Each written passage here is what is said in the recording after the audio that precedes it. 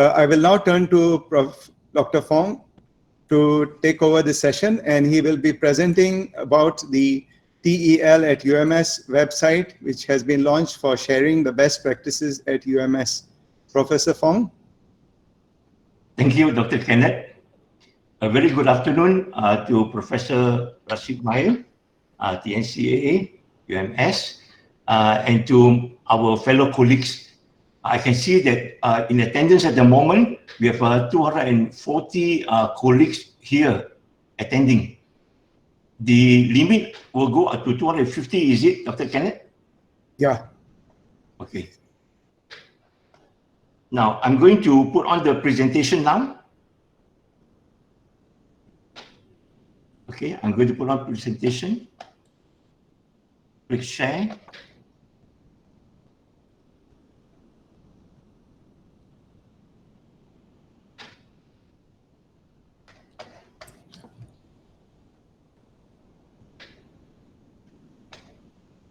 Okay, dear colleagues, Dr. Kenneth, are you looking at a slide? Yes, that's correct. It's clearly visible. Okay, so I'm going to introduce something that PEP has been assigned by TNCAA, Professor Rashid, to establish, and it is meant for all of us in UMS. I'm going to start, dear colleagues, with a very, very short story. The story is called Yesterday. It was only just 2 months ago, dear friends. We were also busy having our lectures, our students doing home activities, and we were also happy practicing our blended learning. We were trying to achieve 1732, faculties trying to achieve 100%, and students were doing online teaching and learning already taking place. So we were having a mix of face-to-face as well as a mix of online teaching and learning. So we were very happy. We were very happy. It came suddenly. It really came suddenly. We were disrupted. It was so disruptive that our conventional face-to-face kuliah, our conventional face-to-face tutorial has been totally disrupted. We just are not allowed to go on in a way. So that is the situation we are in. And because of this disruption in our education system by this virus, in 18 March, Higher Education Ministry suspended all teaching. Sorry, that was another one, e-learning. But anyway, we were told to suspend all teaching and learning face-to-face. Now, this is from UNESCO. UNESCO gave out a statement.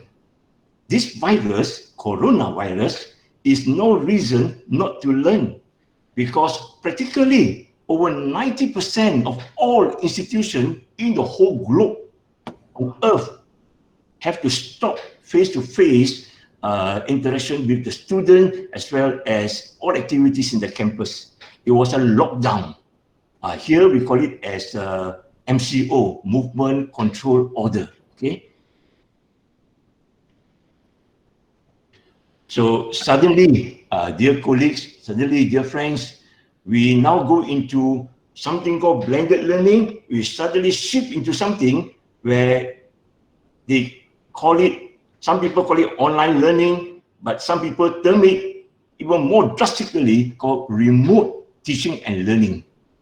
And it's called ERT. It's an emergency. We are in a state of crisis. We are in a state of emergency. So this article that came out in March 27, 2020, I put the authors over there, Charles, Stephanie, Barb. They wrote concerning this difference between ERT, emergency remote teaching, and online learning. So they say that this ERT is actually a temporary shift of instructional delivery to an alternate delivery mode due to crisis circumstances. So we are in a crisis, and we need a shift from face-to-face to something else. It involves the use of fully remote teaching solution. The word remote is a keyword here. For instruction or education that would otherwise be delivered face-to-face or blended or hybrid courses that will return to their format once a crisis or emergency has abated.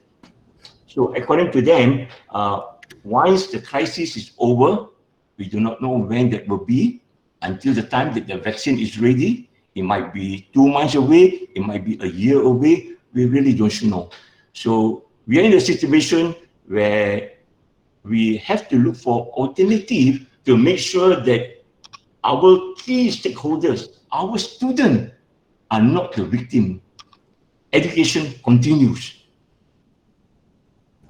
So 1st of May, there is a letter that came up from our TNCA office saying that edaran garis panduan PMP jarak jauh yang telah diluluskan oleh Senate.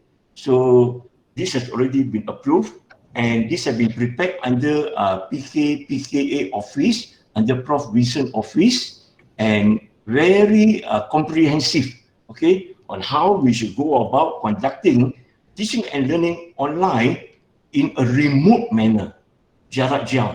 When we say jarak jauh, it means, that is the distance. You don't see face to face.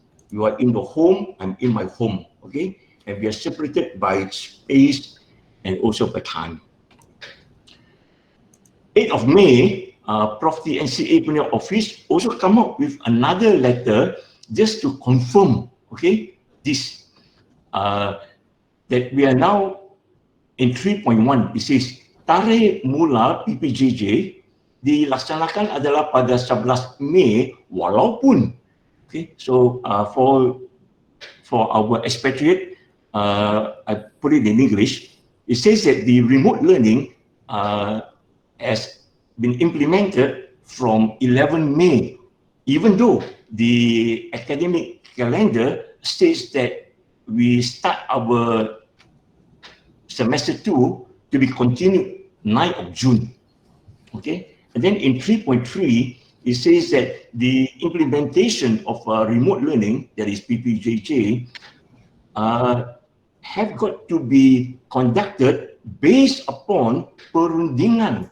based upon consensus discussion between the lecturer and the student.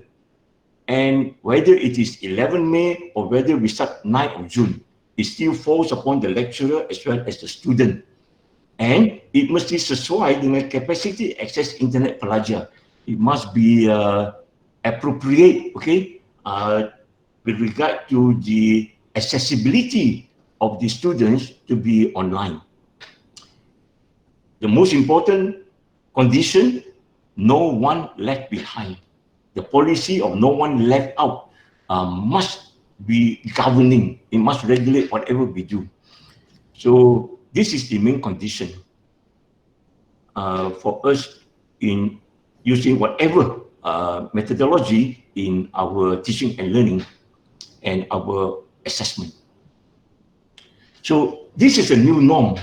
The new norm with all this new istilah, new terminology of social distancing, of movement control order, and our usual terms, of blended learning, disrupted, erupted. You cannot practice it anymore because blended learning not only involves online, but it also involves face-to-face. The face-to-face is taken away. So we fall into something called remote learning, separated, okay? So this is an example of me conducting my remote learning class with my student. Suddenly, my students are appearing on the right-hand side of the screen. Our students are appearing as a photo or the video there, okay? And whenever they speak, then their picture or the video appear.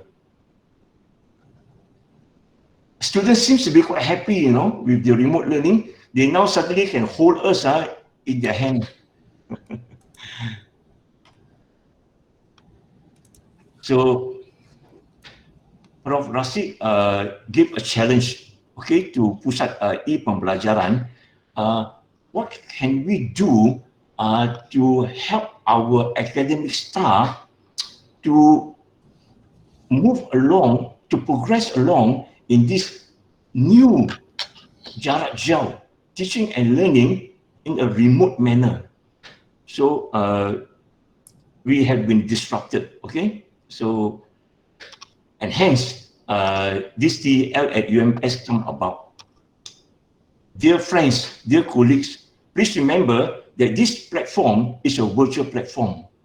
Please remember that this is a dynamic platform and it will evolve according to the current need. So it belongs to each and every one of us. So we are just being assigned to help establish this, but eventually who is owning this? We, all of us. So please feel free to drop us a line or any advice, okay? We are very open. We are in the state of emergency. We do not know what is right and wrong many times, but we will make a great attempt, okay, to make sure that, for example, this platform is able to accommodate a common concern. Our common concern at the moment is, can our student continue to have quality education, quality learning through something called jarak jauh, to something called remote learning. Many of them we know have now gone back balik kampung, and I have students just a few days ago, I tried out again. Some of them say, I'm now atas bukit, because only atas bukit that they can access the line, okay? And many of them, when they come in, suddenly, you can see them leaving. They left. Why? Because connectivity is not stable, so it just get cut off, and then you try to come back again. So we are concerned, okay, that using online, are we able actually even to reach them, even when their connectivity is unreliable, bandwidth is an issue. So we are concerned. And we admit, that suddenly we are very familiar with blended learning and online learning. We are very familiar with smart V3 and V2, but suddenly we have to shift very aggressively 100% online. Wow, we need help. So we need something called mutual learning. We learn from one another. So some of us have been practicing it during this EKP time, and this is where we are calling. So we have already sent out letters, okay, and I think I also received a list of 76 names from PNCA office, which have been given by deans and by pengarah of institutes. So we are still waiting, for that listed names by the authorities. I believe that they must have been practicing something, that's why the names are there. So we'll be waiting for them to submit so that we can display it according to the faculty in this TEL at UMS. So please continue to submit. I think the deadline now given is the 30th of May. So as I say, this is a work in progress, okay? Those of us who are not listed there, we are totally open, okay? Please click on it, and on the Google form, I will show you, and then come in and submit. So we have a desire to improve our ability to conduct PDP secara PPJJ. We hope that this platform will be able to mutually motivate and encourage one another. So we hope, okay? We hope. If there's any other variable that should be included, please inform us. Can inform Dr. Kenneth or Shami, Dr. Edmund, myself, okay? We hope that this platform is able to connect all of us together again as a campus rahmah. We can care for one another. We can share among one another. We can inspire and motivate one another. It's stressful, stressful. Especially those of us who are not familiar with the world of technology. It is very stressful. We understand that. A lot of anxiety there. So could we, through our little examples of our experience, give a glimpse of hope make our little example, or practice able to help us to modify, to adapt, to adopt, so that we have a jump start, okay, into PDP secara PPJJ. So this is actually our hope through this platform. What other things that are needed here? I believe many more. So please feel free to drop us a line or whatever, on how we can improve our interactivity and mutuality over here.